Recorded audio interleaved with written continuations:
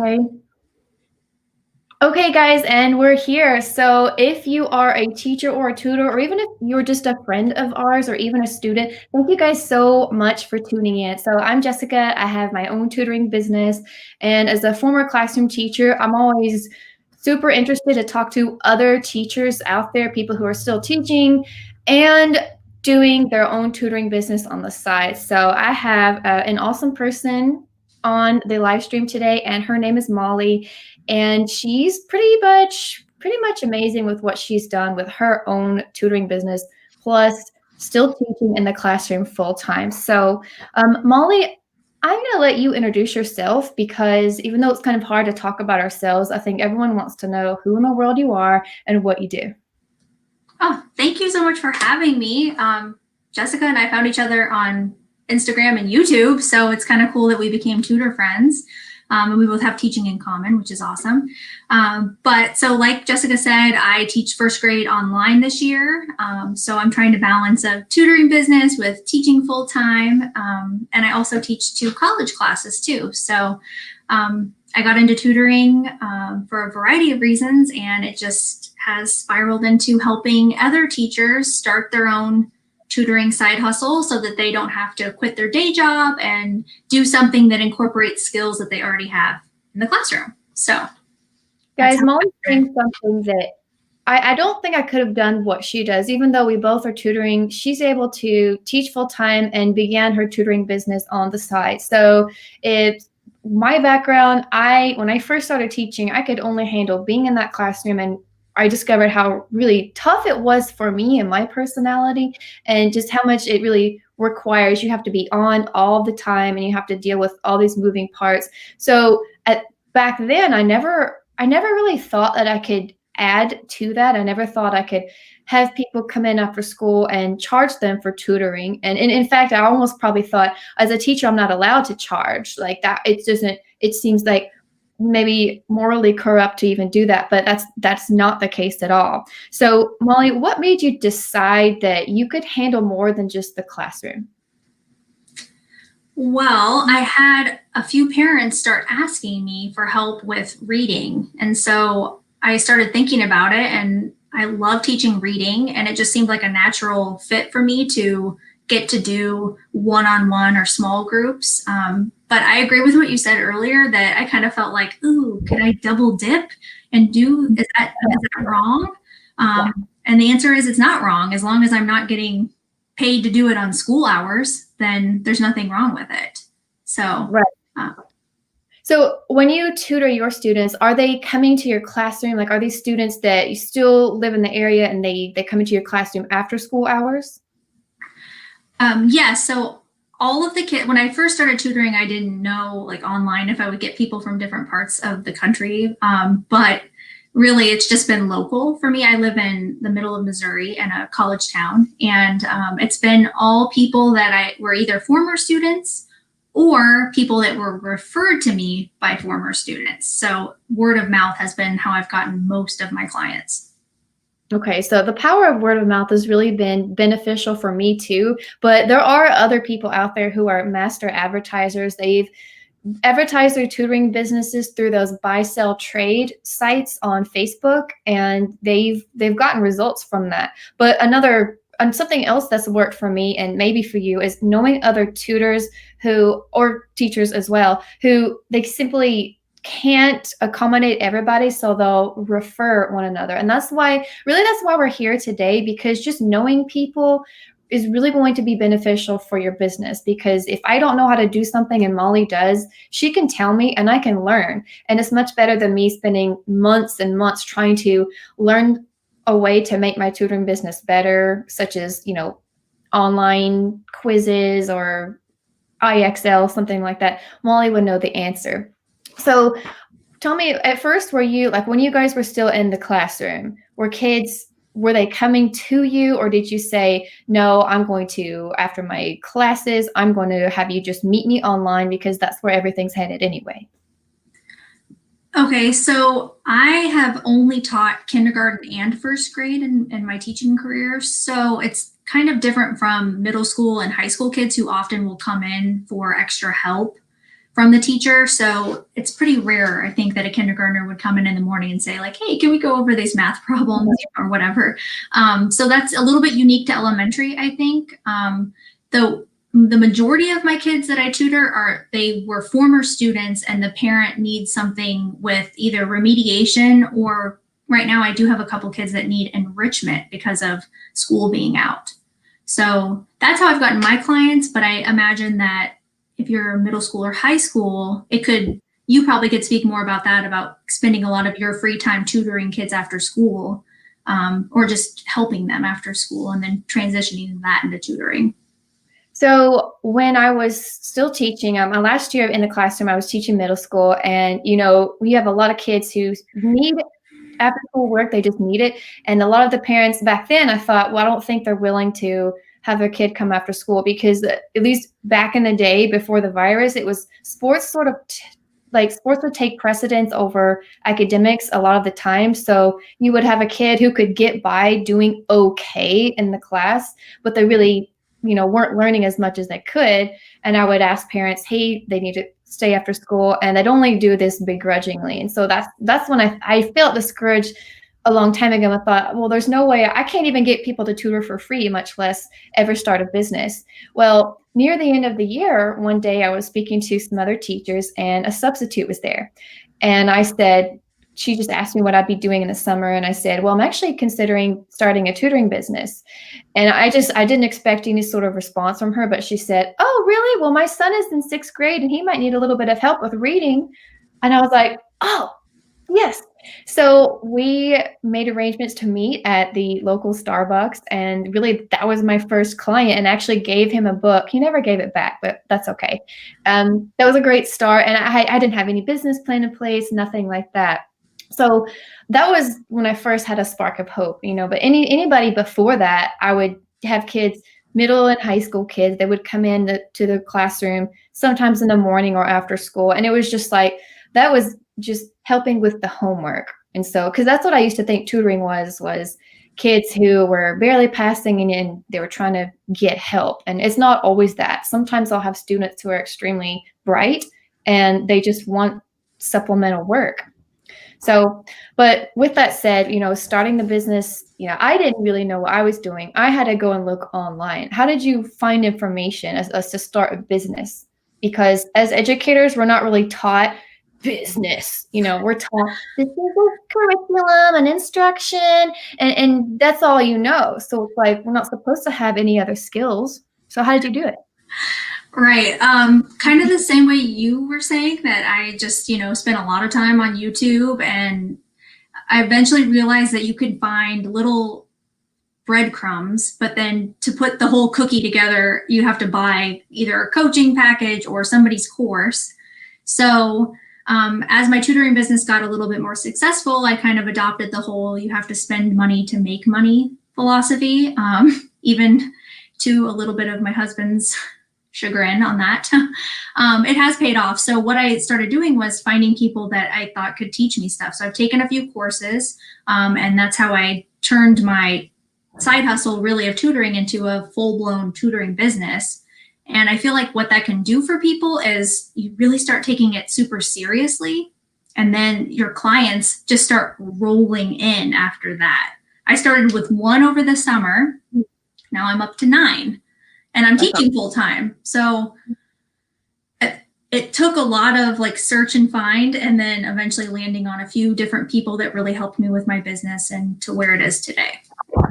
So what are some things you had to learn? Because I didn't know how to build a website. I barely knew how to create a Facebook group or a Facebook page. What about you? Did you know more than I did? No. The funny thing is, when I was in high school, I took my dad's marketing class, and I did an e-commerce. So this was 2000, early 2000s, and I was in an e-commerce event. And I wish in college I would have stuck with that, because once I started my tutoring business, I thought, wow, I could have been doing this from the get-go if I would have just stuck with this stuff. But anyways, I didn't know anything, and I took a huge leap of faith 2 summers ago and had a company make my website, and it was so expensive. I think you can do it so much easier on your own. The more I know now, you could do it on your own. but I spent a lot of money with like the branding and all of that. So that was something I didn't know. Facebook stuff, I didn't even have a Facebook. I had an Instagram, a little personal one with like 60 friends on there. Didn't even have a Facebook. Now I still feel like I don't even know what I'm doing on Facebook.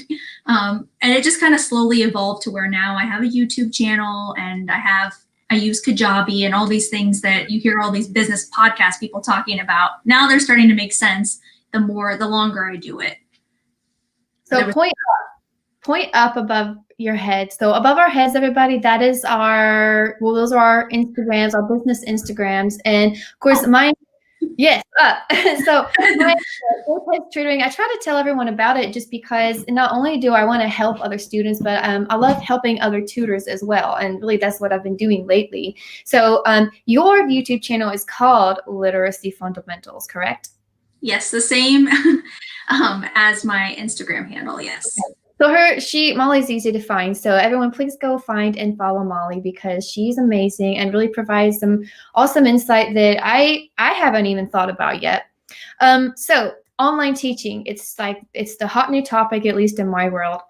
What are the benefits of teaching online? And I don't want to say we're talking about private tutoring. So we know the classroom, that's kind of a separate entity. So what are the benefits of tutoring any student through the computer?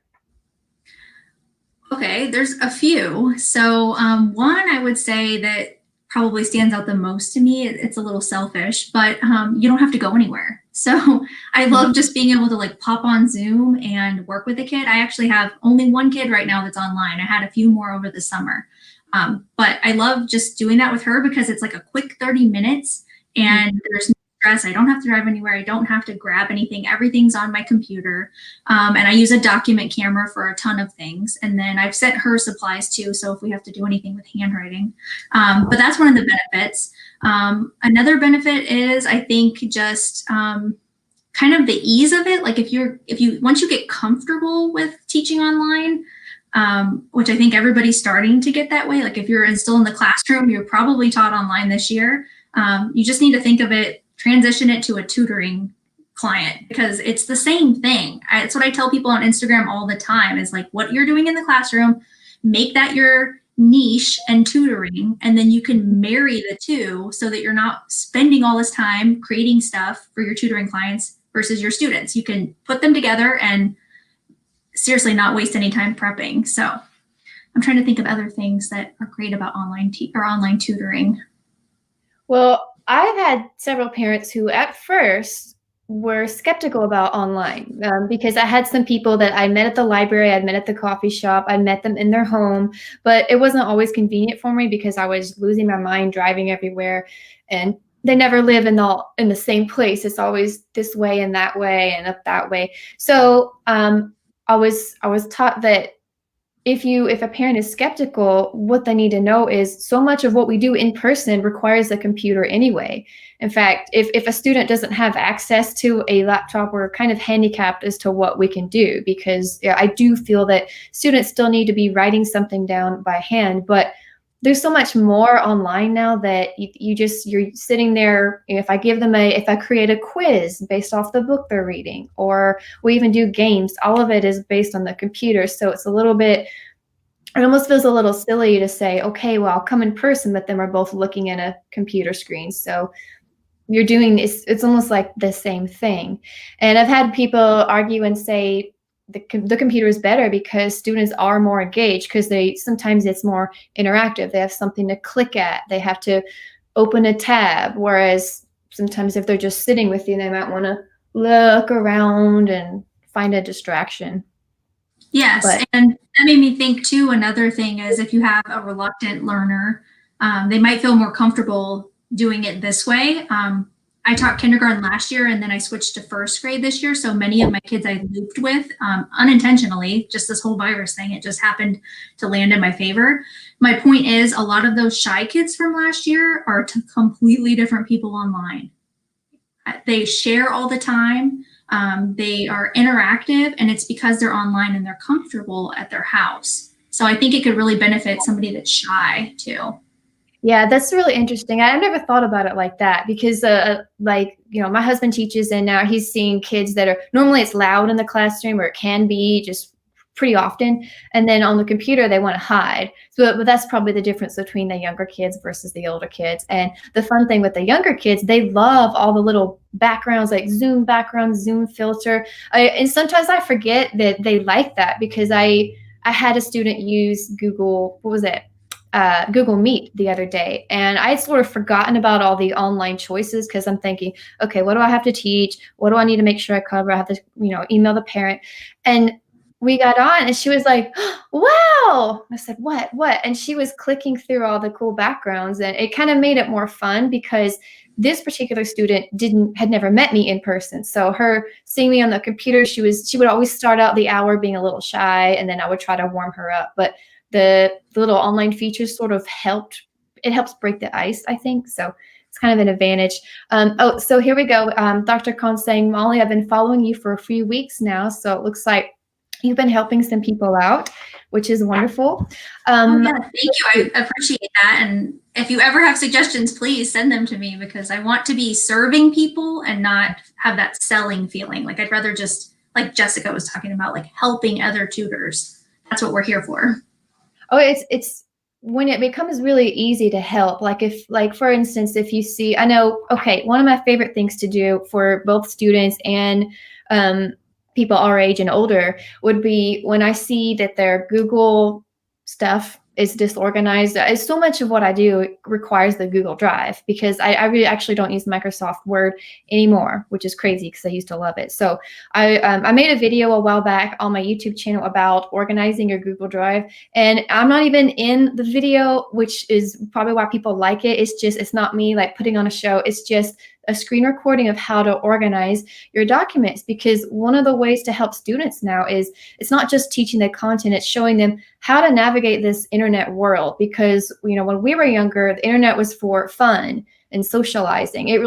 Or typing papers for our English classes. It really wasn't about business or anything really like learning based. It wasn't that when we were a lot younger. So putting your things on Google Drive, like one of my homeschool students they're all disorganized because they haven't learned those things yet. So I try to think, what is it I've noticed about students and adults that I think, gosh, that kind of bothers me for them. I think they're struggling to keep their head on straight. So that's just one of the things I like to do. And the younger they are, the better, because they start learning those things. I forget how quickly the younger ones can learn too. Yes, I think that's excellent that you brought up the point about kind of executive functioning skills, because I think we think that we have to tutor in just the core subjects, but that could be something that parents want help with. I actually, years ago, tutored, I'm going to put that in air quotes, worked with a family for 3 years. And a lot of the time I was just doubling as executive functioning skills one-on-one because the mom didn't discipline them or make them do anything they needed to do for school. So that's where I came in. And so I think that's something that definitely there's a need for right now. And a lot of parents are willing to throw money at a problem. You just have to find the right problem and the right person. So that's interesting that you mentioned that, because I think that's something you could homeschool kids. There's got to be lots of kids out there really struggling with that because all they do is look at a screen anymore. Yeah, the screen. That's probably another reason why some parents thought, well, I don't know if they should, but I've had some parents change their mind about that. Like, yeah, the screen time's bad, screen time's hard for you, it's hard on your eyes. And then it's sort of like, actually, what's harder? Driving, planning, sitting in traffic, worrying about catching a virus. Okay, just staying at home in this case is easier. But with talking about all that also makes me think of one of the other topics you've hit on a lot lately is teacher burnout. Okay. Yes. So burnout used to be a term for like the kids who smoked in school, like in the 80s or something. Now, oh, it means we're really tired. So I know that I can get burned out really easily. It would happen for me in the classroom. It happened like end of August, and it was the rest of the year. But right. What about how do you handle it? Because it seems like for you, you've handled doing a classroom plus adding on this whole other thing, which by the way, I do want to talk about if you're planning to always stay in the classroom or one day grow this business and transition to only doing the business. But so kind of keep that on the back burner for a moment. I tend to ask like 6 questions at once. So how have you handled teacher burnout this semester? Well, so it ebbs and flows, definitely. And this semester has been unique because I'm teaching from home. And the last few years I was teaching at a Title I school with behaviors that I'm sure anybody that's taught in that environment will understand, just out of this world things that my burnout was so bad before I started teaching online. Just, coming home crying on the way to school. And I never felt that way before. The first 4 years I taught, I had a horrible administrator, but the kids were amazing and the school was amazing. So I had to leave that school because of a bad admin. So the burnout was different in that situation. It was an adult thing versus kids. And then I transitioned to amazing admins at my title school to horrible behaviors that just made me question why I even got into teaching. And like I said, made me cry a lot to and from school.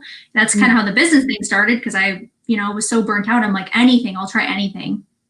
But anyway, so back to your original question, this year, it's like I've got a breath of fresh air with teaching from home because I don't have behavior problems online. If I do, I mute them or put them in the waiting room. And it's just so different. I'm still teaching Title I kids, but they're different online. It's just crazy. So I think the autonomy that I have with teaching online has helped my teacher burnout. I don't know if I could be tutoring this many kids. Actually, I know for a fact, if I was in the physical classroom right now where I was last year, no way could I tutor this many kids. But tutoring online kind of gives me that extra energy where I didn't have that last year. It was like I came home and wanted to just crawl on the couch and sleep when I got home. Yeah. So I remember the fatigue. And when I was first teaching, I would wear like flats. I still cared about looking cute, but not too cute, just like professional, but not like those, age 75 and above year old shoes. And then you kind of get over that. But I remember like my physical body, I would be so tired and stressed. I had trouble getting out of the car to like walk up to my apartment back in the day. Like, yeah, I remember. Oh, yeah. So, let's see. I was thinking about, there's so many things, but I know one thing that another topic I really like when it comes to education is just seeing how the different dynamics of how people view teaching. Because I know, so for whoever's watching, I did just make a video talking about money, because a lot of teachers are, if it's not an extremely high salary, a lot of people aren't, especially the first few years of their teaching career. And so people tend to, first of all, people don't always like teachers. They don't respect teachers. And then people make fun of teachers for their low paying salary. And then not only that, but they're probably working harder than a lot of other people getting paid a lot. So like the other day, even daycare workers kind of get crapped on a little bit. Like there was a woman commented about how, well, I can't believe daycare workers assume I'm going to give them a gift. Just me paying for daycare should be payment enough. And I just think, well, first of all, we don't want those parents. We're not going to tutor those students, because this whole negative outlook on education, it's got to stop, because it's really killing us as a country, just seeing just like everything dropping, more and more. But, of course, I'm a huge advocate for education. That's just the world I'm in. But have you ever had to deal with a negative parent? Yes, I would say for the most part about, I don't know what number, but I would say 99% of the parents I've experienced have been amazing. Even if they didn't know what they were doing in the parenting department, they trusted me at school. I've had one in particular that did not like me, and that was really hard for me because everybody wants to be liked, right? So I had to really let that go. I would not go into the story, but it would blow your mind how crazy it was, why she decided she didn't like me. But I think that you're talking about with education and parents not being appreciative, that's where tutoring, like to go back to the burnout thing, really has helped with my burnout, because when you don't feel appreciated in the classroom, but then you're tutoring kids whose parents are just like, wow, you have my kid reading on grade level in a couple sessions because of the one-on-one time is so concentrated versus one teacher trying to work with 25 kids. So that is something I would tell any teacher who's feeling burned out, like not feeling appreciated in the classroom. Try tutoring a couple kids or just one. Start with one. And appreciative parents, hands down, will make you feel so good. I just got a Christmas present this week from one of my tutoring families. They're just so appreciative and thoughtful. Like, they got me something that they knew I liked. And like you were just saying, the preschool parent was like, I'm not going to get these teachers a gift. It's not about the gift, but it's about the being appreciated for all the work you're doing. And I think if I wouldn't have started tutoring, I don't even know what I'd be doing right now. I might have just been like, screw it, I'm going back to a desk job. Wow. Oh boy, and that's what you don't want to do, because you've got the ability and the skills to teach, and really one-on-one is so incredibly rewarding. I always thought that when I was in the classroom was, well, if they just needed, if we had more time, there's never enough time. If we have enough time, we can work with these students. And I like getting to know the students better too, because when they're one-on-one, you can talk about more, a little bit more about them. Whereas, you just couldn't do it as much in the classroom unless they were big talkers. You just couldn't. And so that's valuable. But the difference is with one-on-one, like all my students require a different activity. There's very few students I can like reuse, like, okay, you're reading this book, I'm going to have you read this book. So how have you handled planning for your tutoring sessions? So I'm sort of lucky right now that I have a few kids that are the same age or the same level. So I usually focus on reading and writing. I do have a couple kids that will practice math, or one kid right now we're doing enrichment with. So we've been building things like STEM stuff. We built a robot this week. But so I'm lucky in that way that a few of the kids that I'm working with are the same level that most of my first graders are working at. So it's really easy for me to pull resources for them because I just kind of have a feel for it. And then I recycle things with the other ones. And so I think if you can try to line up tutoring clients like that, it's ideal. But we all know that, like you're saying, that doesn't happen as often as it would be convenient. So as far as, is your question more like, how do you plan for all the different things then, or? Yeah, how are you planning? Because for me, I have quite a range. I ELA really, but I do have one student who is a ESL adult, and then I have some second graders, and everyone else is in the actual category I'm used to, which is like the middle and high school. So, and then some of them come to me, they need some homework help, and then others just need like remediation and like skills. And then I have my homeschool kids. So I do juggle a lot, but that's because I'm doing all of it full time now. So for me, I noticed that if I don't put in enough planning time, the quality of my lessons will suffer. And that definitely happened in the classroom. But now, although I have better behavior and more freedom, sometimes it's tough because not everyone's learning the same thing. So I try to create things sometimes, and I know it's time consuming. So I'm just wondering, what's a good way to help save time and make it more efficient? Yeah, I actually had a tutor ask me that because she was saying that she spends like 6 hours a week prepping, and it's just exhausting, and I can only imagine. So I think having a set time every week where you're planning that week ahead, just like perhaps you would as a classroom teacher, planning all your lessons ahead of time and just kind of batch working it. So if you're doing reading, like maybe pick a couple books and then you've got a couple lessons ahead of time. And then just having excellent places where you can find stuff. Like I use Reading A to Z for reading group type lessons. They have the guided reading lesson on there. So if you're not comfortable yet with teaching a reading lesson, it has anything from remediation all the way up to enrichment. It tells you, it's almost scripted what to say. Now you don't want to sound like a robot, but if you're really struggling on finding things, they're out there. You just have to kind of find them and then put the time into prepping. And then I think the better you get at it, the quicker it becomes. I don't think it takes as much time for me now because I kind of have it streamlined. It's a process instead of just, oh, I've got to be somewhere in 10 minats and I'm trying to print something, that never works. Oh yeah, I've definitely done that before. I've struggled like, 10 minutes and I don't have all my copies made, or, and of course that's another advantage of online. Now you don't really print anything out, or I would email parents and say, hey, if you have a printer, print this out because we're going to be working on this. But so many things are just digital. You don't even have to do that. But, you know, it's very easy to think about what we struggle with, but what do you see most of your students struggling with as far as actually, it could be academics or personal stuff? My tutoring students, like what are Yes. they struggling with? I think the most of them right now are struggling with online learning, not meaning tutoring, just being in an online classroom all day. And the parents, that's why they've come to me, is because they want a physical person to work with them to make sure they're not getting behind, because we've now had, last spring plus now of online back and forth. A lot of these kids are doing in seat, but now they're online. So they've been like flip-flopped in our state back and forth. Okay, now you're online, now you're in seat.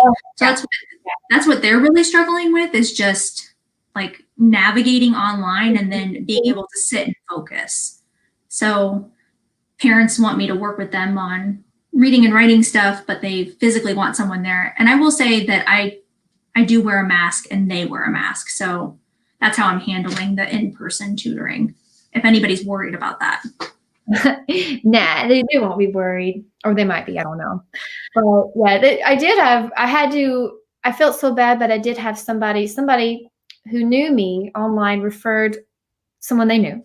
And they had a student, and they said, well, we'd love for you to come and be in person, but because the parents are working from the home and can't constantly come over and help them on the computer.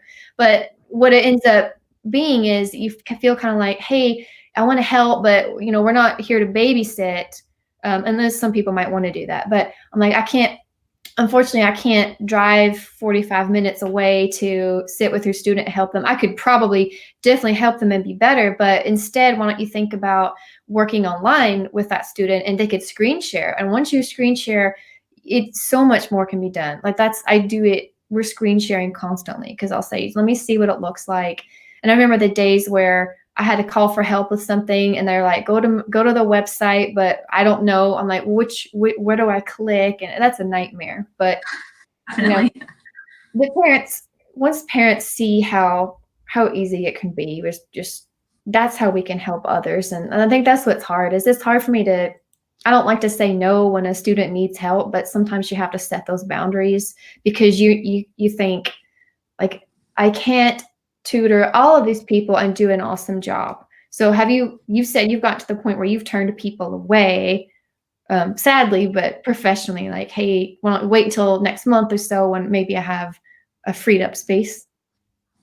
Yeah, that's been a struggle for me, because you're trying to balance, if you're working full time, even if you're not, if you're doing tutoring full time, like you can only tutor there's only so many hours in the day. And then if you have a home life too, like I have a husband, and we got a puppy, so there's just a lot of things to balance this year. And so, yeah, I've had to turn people away, but just keeping them on a wait list and saying, expressing why and being heartfelt with it, they're going to understand. Most people put their family first, and they understand. So the old me, the 20-something-year-old Molly, would have, oh yeah, I'll just keep piling the people on. But to, the demise of my family and my marriage, now I'm like, oh no, don't do that. Family's more important. You got to put your own self first before you can help people effectively. So then, if people are out there thinking about getting into tutoring, what is one thing you could tell them to really encourage them? That they should, and if they're even thinking about it, then that's a sign that they need to do it. And don't be like me and wait too long. I feel like I could have started so much sooner. Even if you're not a teacher, if you have some kind of teaching ability, you can do it. I think it does complement a classroom teacher or somebody that's been in the classroom a little bit, because you've had those skills. There's some things that you still have to do. I'm sure, Jessica, you probably deal with some classroom management things with your homeschool kids, or anybody, if they're acting silly. I've got a couple of girls that I tutor in a learning pod they're pretty silly sometimes. So I would say just do it. Just pull the whatever saying I'm looking for, and do it. Rip the your fear. Yeah, take the plunge, I think. I'm thinking about what's next. What's next for us? Because there's so much. Like, I'm trying to create content for lately. It's been about helping other people, just like what you're doing, helping people think about starting their own tutoring business, or just putting out awareness of what it might be like, and then how to actually build a business, because we're learning it's so much different than building businesses 10 or 15 years ago. So one of the things, and what do you think about this? I've mentioned it before. A lot of teachers can create lessons using with video. They could be in a video. They don't have to be in a video. But I know that in order to be like a really motivating teacher, I feel that creating videos for your students is just really efficient and helpful, because you might have those days where you're not feeling well, but that student deserves a lesson. So you can send them to your YouTube channel, or send them to an email that has a video and says, here, this is going to talk about, let's see, like pronouncing words with the end in ed, or this is going to talk about beginning, middle, and end of a story. So with that said, I'm thinking about doing the iMovie course, and for like the first day of it would be free, like helping teachers and all educators how to use iMovie on their computer, because sometimes you have basic understanding, but even that's a learning curve. Not everyone has time to sit there and watch all these tutorials of how to create videos, and at the same time you don't want to create a bad video that isn't helpful. So do you think there are people out there who need help just with the basic functionality of creating videos? Absolutely. Yeah, I think that for sure. I actually did a business audit yesterday for a tutor. We just met. Oh, sorry. We just met on Zoom, and it's related to video, but she just wants help with Zoom even. So I think like there's even people that want help like becoming the host and practicing breakout rooms. So if there's a need for that, then there's definitely a need for people that want to create videos, because everything is so virtual now. Like I know for a fact that I cannot edit my own video as well. So I'll be in that class. Okay, good. So guys, for whoever is watching, and for whoever watches later on, I feel like it's last minute, but it's really, I've been thinking about it for days and thinking about how to implement it. So I'm definitely going to be doing the iMovie class. I know Molly's going to be there, so you get to go and see Molly. It's going to be on December 17th, and then more information on that to be announced soon. But what is the future of your business, Molly? Like your tutoring business attached to the classroom? What are you hoping to do next, like in 2021? Well, I'm hoping to help more teachers start their own tutoring business. I would like to keep tutoring, because I think, it's helped my burnout, and it's helped me kind of evolve into an even better teacher than I ever thought I could be, just with that one-on-one practice. But I'm looking to help more teachers in 2021, just tutoring business off the ground. Even if you're not a teacher, I want to help you start a tutoring business, because I think if you can be like me and go from crying in your car, hating every minute of what you're having to do, and then feel so fulfilled and happy about something like tutoring, then I want to help people like that, because if only I had found somebody in the same situation when I was going through all that to push me in that direction. Yeah, I think we all have to be pushed, because so many people have that in common. They want to do something, but they're fearful, so they kind of keep quiet about it, like, no, because it's really easy for someone to look at you and say, oh, I wouldn't do that. Maybe you shouldn't do that. That's too much of a risk. But that's just the wrong mindset, because you wouldn't tell your students, hey, we want to, I don't know, I think we're in the business of encouraging and building up and not tearing down. So, oh, sorry. Go ahead. I was going to say, so many teachers, you mentioned low pay, and so many teachers I've met, like I've even been in the backseat of an Uber before, where the driver was a teacher working over the summer, and like hustling to make money for his wife and baby. And all these extra things you see teachers doing, like selling makeup or leggings and things that they're not really passionate about, and they're only getting a small percentage of the cut from the company. It's like a pyramid scheme. And spending all this time trying to do that, when they could use skills they already have in the classroom and just use them for tutoring, and they could set their own rate and be their own boss. It's so freeing. It's just, I wish more people would consider it, because they would probably see the light go on. It's just so different than having to hustle for another company. You get to work for yourself.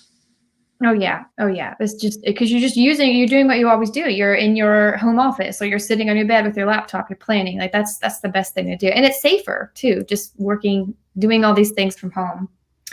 Yes. Is there anything else you'd like to add? I know we could keep going, but I won't keep it too long. I know we both have something at 3 o'clock and 2 o'clock your time. Yes. I was going to say if there's any tutor out there that wants to start their business and would like a little bit of help, I offer free business audits. So you can meet with me on Zoom and we'll just chat about your business for 30 minutes to an hour, depending on how much you want to say or how many questions you have. And I'd love to help anybody get some ideas going or look over things you have. And if you want somebody to look it over, I'd be happy to. So for those who may not know, explain a business audit that just means you talking about what they want, their business plan if they have one, their social media if they have it, like that kind of thing. Yeah, just looking over anything related to their tutoring business, or say they don't even have one started yet, and they want help with the basic steps of where do I go from here. I do that frequently for tutors that just kind of need a little bit of guidance to get started, or am I doing this right? You know, like I told you, I talked to a woman yesterday that wants help with Zoom. So now I'm going to do some private coaching with her and help her with practicing Zoom so she can tutor people online. So you can go to. Go ahead. It was a slight glitch. That's why I was like, ah. Oh, I know. The internet sometimes. Yeah. All right. What were you going to say?